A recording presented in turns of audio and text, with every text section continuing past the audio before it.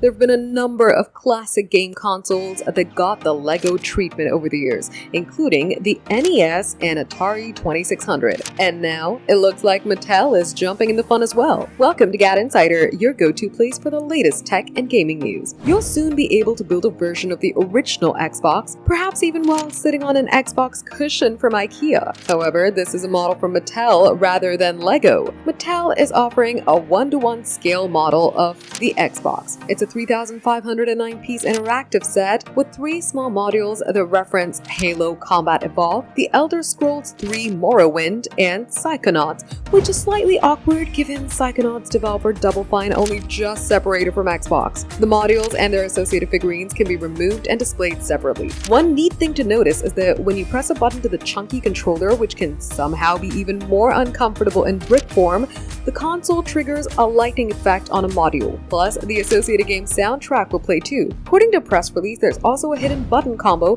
that will set off an exclusive lighting sequence. Pre-orders for this set are now open at Amazon, Best Buy, and Mattel Creations.